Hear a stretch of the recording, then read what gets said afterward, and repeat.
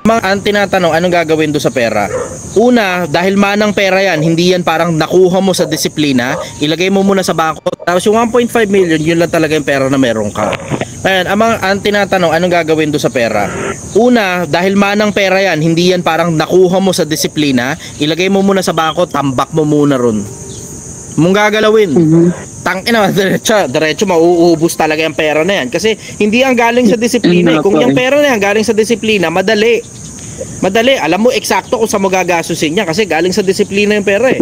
Pero pag yung pera galing sa mana, 1.5 million, wag mo munang galawin. Lagay mo muna sa bangko te. Bakit? Kasi hindi mo pa alam yung disiplina ng pag-handle ng 1.5 million, mauubos lang yan. Kung paano mo ginagastos yung mga barya na meron ka, which is sweldo sa trabaho o sweldo sa negosyo, kung ano man ang ginagawa mo na hindi ka umaabot ng 1.5 million at yan talaga yung pera na yan, eh pinakamalaking perang nahawakan mo sa buong buhay mo, huwag mo nang galawin, lagay mo na, tambak mo muna sa bangko. Kaya sabi mo, kailan yung tamang panahon para galawin yung pera na yun? Gumawa ka muna ng sistema galing sa pinag-ipunan mong pera na sarili mo talaga nang hindi mo ginagalaw yung 1.5 million na yan. Tapos yung sistema na yun dapat gumagana na. Kahit papaano siguro nakagawa ka muna kahit mga 100,000 lang. Tapos tsaka mo ngayon dugtungan ng konti lang. Siguro mga 300,000, 400,000 galing doon sa 1.5 million para doon sa sistemang ginawa mo na. Kasi ang hindi mo gugustuhin, yung nagkamali ka ng gagawin sa 1.5 tapos naubos mo yung pera. Putang ina, yan lang ang meron ka.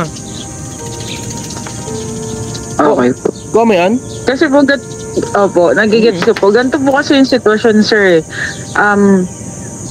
Nakatira ka dun sa bahay na ibibenta. So, technically, magrenta ka muna. Na siya, hinati-hati yung pera, magrenta ka muna. natitiran.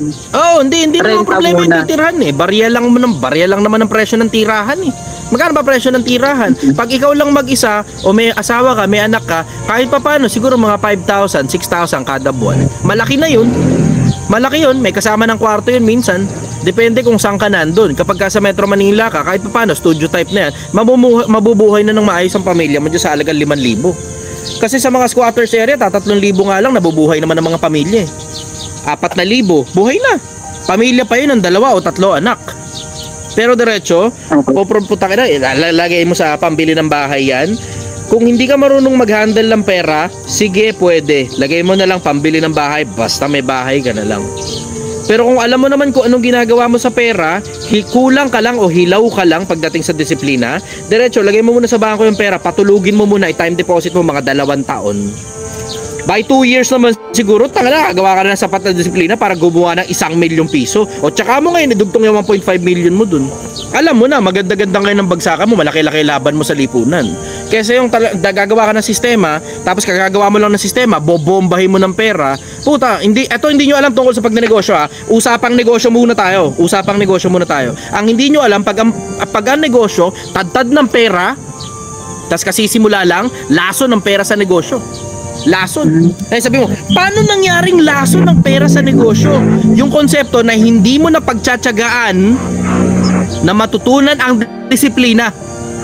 Ang pinipilit mong gawin, bombahin ng pera para makapagbayad ka na kagad kung kani-kanino nung disiplinang hindi mo matutunan. Eto problema mo. Ang mga mapapagkuha mong mga tao, mga wala rin disiplina. Paano nangyari? Kasi hindi mo alam kung ano itsura ng disiplina. So kahit sinong magpanggap na lang sa'yo sa harap mo na may disiplina, i-hire mo na agad yan.